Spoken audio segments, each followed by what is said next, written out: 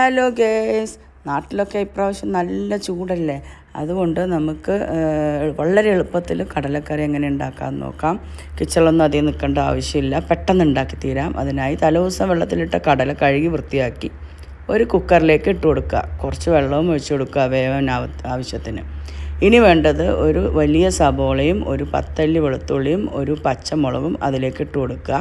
പൊടികളായിട്ട് ഒരു ടേബിൾ സ്പൂണോളം മുളക് പൊടിയും മല്ലിപ്പൊടിയും 1 ടീസ്പൂൺ മഞ്ഞൾപ്പൊടി, ഗരം മസാലപ്പൊടി, പിന്നെ 1 ടീസ്പൂൺ ഉപ്പും, പിന്നെ ഒരു ചെറിയ തക്കാളിയും ഇതെല്ലാം കൂടി ഈ കുക്കറിലിട്ടിട്ട് ഇളക്കി കൊടുക്കുക. എന്നിട്ട് നമ്മൾ മൂടി വെച്ചിട്ട് ഒരു 4 വിസിൽ വരാൻ പാകത്തിന് വയ്ക്കുക.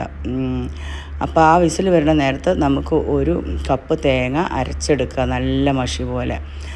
കുക്കറിൽ നന്നായിട്ട് വെന്ത് വന്നിട്ടുണ്ട്. ഇനി നമുക്ക് ഇളക്കി കഴിയുമ്പം സബോളയൊക്കെ വലുതായി അരിഞ്ഞിട്ടാൽ മതി. പിന്നെ അത് ഇളക്കി കഴിയുമ്പോൾ അതൊക്കെ അലിഞ്ഞ് നല്ല കുറുകിയ കറിയായി മാറിക്കഴിഞ്ഞിട്ടുണ്ടാവും.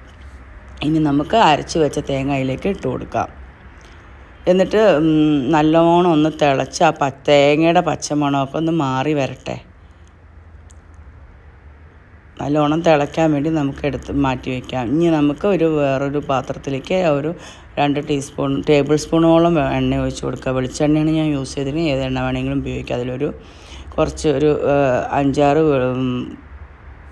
ചുവന്നുള്ളി ചെറുതായിട്ട് അരിഞ്ഞിട്ട് അതിലിട്ടിട്ട് നന്നായിട്ട് മൂപ്പിച്ചെടുക്കുക. മൂത്ത് വരുമ്പോൾ നമുക്കതിലേക്ക് കറിവേപ്പിൻ്റെ ഇല ഇട്ട് കൊടുക്കുക. പിന്നെ അതിൻ്റെ ഒപ്പം തന്നെ നമ്മൾ ഒരു 1/2 ടീസ്പൂണോളം കാശ്മീരി മുളക് പൊടി, കളറിന് വേണ്ടിയിട്ടും ആണത്, അതിട്ട് കൊടുക്കുക.